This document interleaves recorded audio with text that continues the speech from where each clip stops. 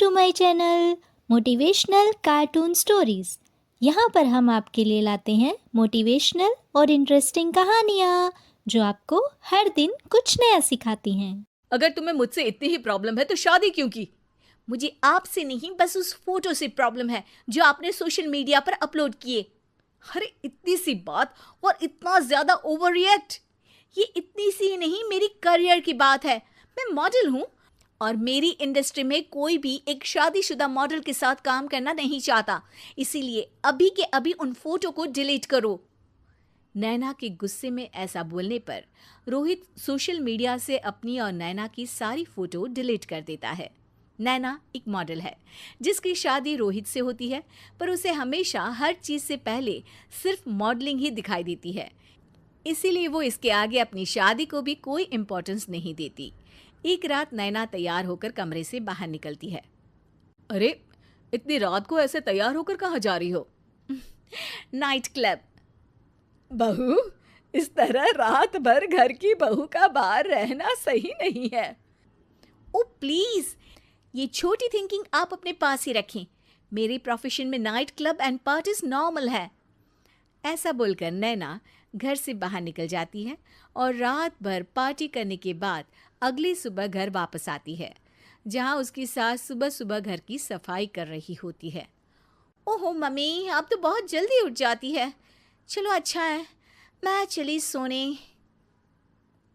जब पूरी दुनिया के उठने का समय है तब तुम्हें सोना है। भला ये भी कोई घर वापस आने का समय है? नॉट अगेन मॉम, मैं आप और आपकी इन बातों से टायर्ड हो गई हूँ।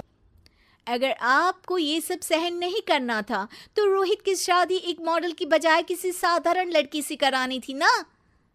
सास को ये सब बोलकर नैना सोने चली जाती है, जिसके बाद वो सीधा शाम को कमरे से बाहर निकलती है तो देखती है कि उसकी सास और रोहित बैठे बैठे खाना खा रहे हैं। नैना भी उन्हीं के साथ डाइनिंग टेबल पर जाकर बैठ जाती है, जहां सारा तेल वाला खाना देखकर वो गुस्से में भड़क जाती है। ये सब क्या है मॉम?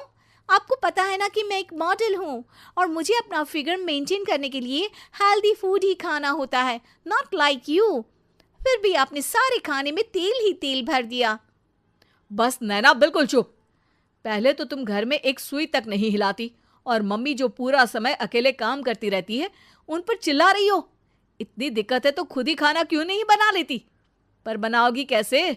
तुम्हें तो मॉडलिंग, पार्टी और सेल्फी के अलावा और कुछ आता ही नहीं ना।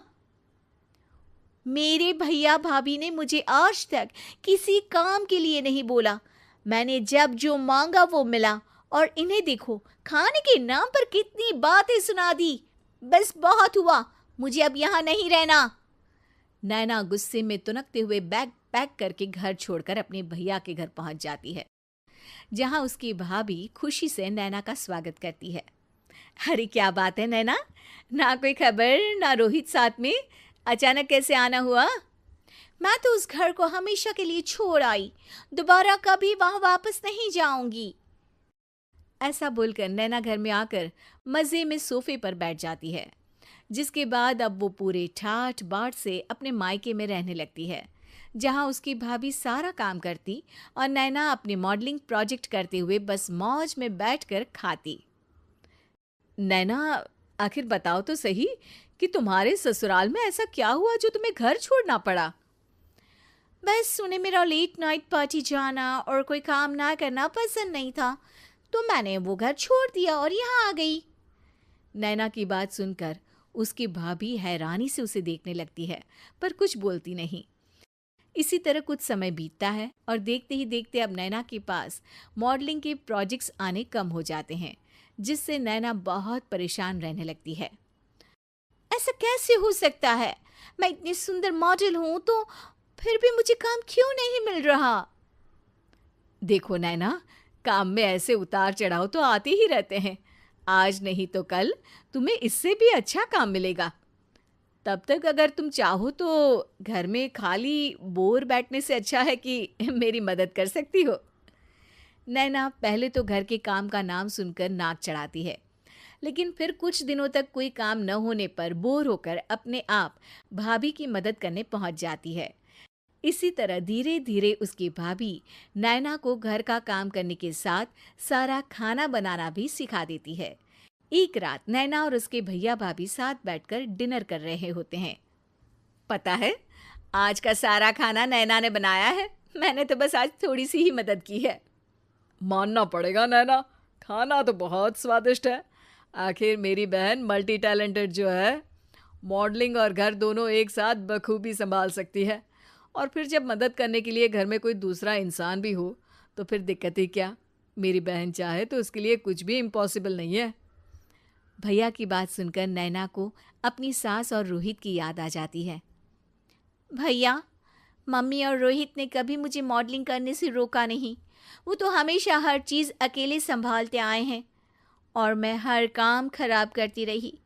मम्मी पूरा घर अकेली संभालती है और मुझसे बस थोड़ी मदद की उम्मीद करती है, पर उसकी जगह मैं उन्हें उल्टा बोलती रही। गलती मेरी है भैया, मुझे अपने ससुराल वापस जाना चाहिए। जानकर खुशी हुई बहना कि अब मेरी छोटी सी बहन समझदार भी हो गई है। इसके बाद नैना अपने ससुराल वापस आकर रोहित और अपनी सास से माफ़ी मांगती है और बाद में खुशी खुशी अपना मॉडलिंग और घर संभालते हुए ससुराल में रहने लगती। Thanks for watching.